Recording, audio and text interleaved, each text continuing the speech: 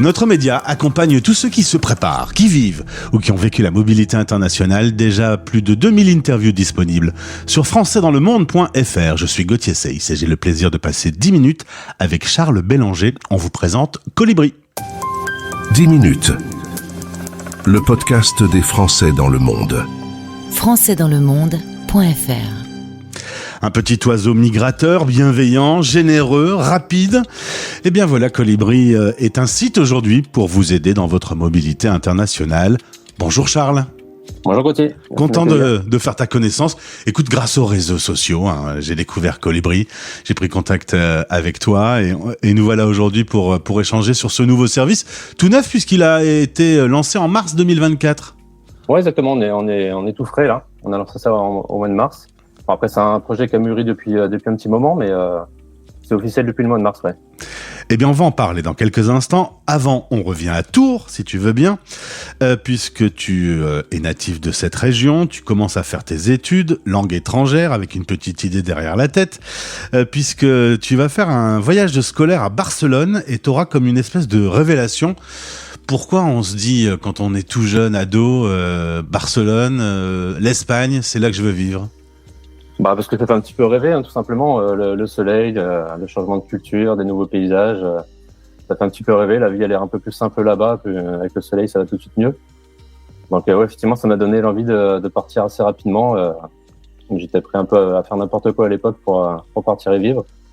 Et le projet est un petit peu né de ce moment-là. Je me suis dit que justement s'il y avait un service qui avait été là à l'époque pour te faciliter la vie, faciliter les choses, ouais, ça aurait été pas mal. Ouais. Alors, faut dire que l'Espagne a quand même beaucoup d'atouts. On le voit dans les différents sondages qui sortent. Ça arrive toujours très en tête. C'est d'ailleurs le pays le plus écouté sur la radio des Français dans le monde, après la France. Résultat, toi, tu reviens de ce voyage scolaire. Tu fais langue étrangère espagnole. Bref, tu mets tout en place pour qu'à 20 ans, tu puisses partir à Madrid. Faut dire que tu as rencontré une petite Polonaise qui faisait un Erasmus et qui t'a donné un peu l'envie d'aller dans la capitale espagnole. Exactement, c'est ça. Ah ouais, j'ai pas hésité du coup. Quand elle m'a dit j'ai trouvé une place en Erasmus à Madrid, j'ai dit bah écoute, je te suis. Et puis j'ai trouvé un travail sur place. Je me suis fait très très vite à la vie espagnole. C'est pas trop compliqué en même temps. Et puis du coup j'ai trouvé un travail, un logement et j'ai fait ma vie là-bas pendant 5 ans. T'es le premier dans la famille à quitter la France comme ça. Les autres dans la famille sont plus terriens ? Ouais, effectivement. Alors, on aime le voyage, mais j'étais effectivement le premier à m'installer à l'étranger. Ouais. Tu te crées ton petit réseau d'amis, tu te mets à travailler, donc les premières années se passent bien. Malheureusement, ton papa tombe malade, donc tu décides de rentrer en France pour t'en occuper.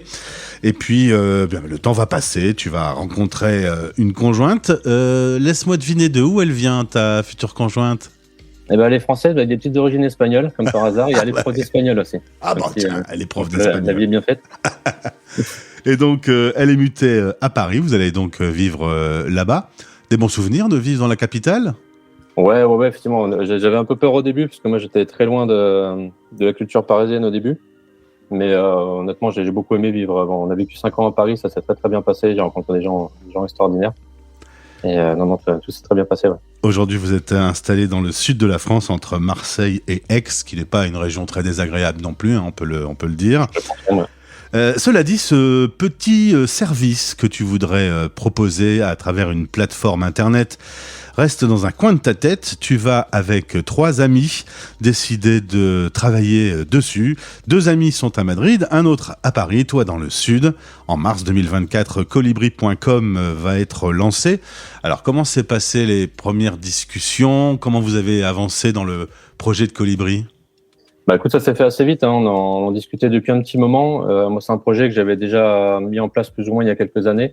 À un niveau plus amateur, mais je l'avais toujours dans un coin de la tête et j'en ai parlé régulièrement à ces 3 personnes-là. Et du fait qu'il y en ait 2 qui sont encore en Espagne, ça facilitait pas mal les choses. Donc voilà, tout le monde était partant pour mettre ça en place, surtout que c'est un service qui était vraiment nécessaire. Tout le monde le confirmait, donc on a mis ça en place assez rapidement et je dois dire que les débuts sont très très prometteurs. Donc voilà. Je suis peut-être en ligne avec un futur grand ponte d'internet qui va développer son colibri dans toutes les grandes villes d'Europe. Eh ben, écoute, c'est tout le mal que je me souhaite. Hein. Ah bah pareil, c'est pareil. Merci. Aujourd'hui, c'est donc sur Madrid et Barcelone, mais vous avez dans les cartons les projets d'ouvrir d'autres grandes villes, Londres ou Berlin dans les prochains mois. Alors, il y a 3 principaux pôles qui sont proposés, l'administratif, l'emploi et le logement. C'est comme un peu le nerf de la guerre. On vous trouve via le site colibri.com, il y a Facebook, il y a Insta, il y a LinkedIn. En gros, comment ça fonctionne? Explique-nous. Alors c'est très simple, hein. En gros, les candidats, tout Français qui rêvent de s'expatrier en Espagne nous contactent directement sur le site. Nous sommes vraiment dérisoires pour tout ce que ça représente. Nous, on s'occupe de tout, c'est-à-dire que on s'occupe de trouver un logement assez facilement. Il n'y a pas besoin de dossier, il n'y a pas besoin de fiches de paye, etc., qui sont souvent un frein pour accéder à un logement. Donc voilà, les gens peuvent nous contacter uniquement pour ça. On a un service à la carte, on peut nous demander uniquement le service pour le logement, uniquement le service pour trouver un emploi ou le service pour les démarches administratives. Mais voilà, un Français qui a de s'expatrier, de quitter sa chambre ou de quitter son appartement et partir vivre en Espagne, il peut nous contacter. Et nous, on lui trouve un emploi, un logement et on lui fait ses démarches administratives pour pouvoir s'installer en 2-3 semaines s'il n'est pas à partir tout de suite. C'est ça qui est impressionnant. Alors déjà, tu me dis que c'est pas très cher, environ 35 € le pack, mais c'est la rapidité aussi de se dire, moi dans 3 semaines, je peux vivre à Barcelone. Oui, effectivement, parce que nous aussi, on a un réseau assez large de partenaires, d'entreprises qui recherchent des profils francophones. D'ailleurs, c'est important de souligner que c'est pas forcément utile de parler espagnol ou anglais ou quoi pour trouver un travail dans ces pays-là. Nous, on travaille exclusivement avec des boîtes qui recherchent des profils francophones, donc qui parlent français, des Français natifs. Donc effectivement, on est un peu au fait de leur recrutement. On sait quelle boîte cherche quel profil. Et on a un réseau très très large, donc le recrutement est continu en fait. Donc si le profil est intéressant, que la personne est motivée, elle peut trouver un travail très très rapidement.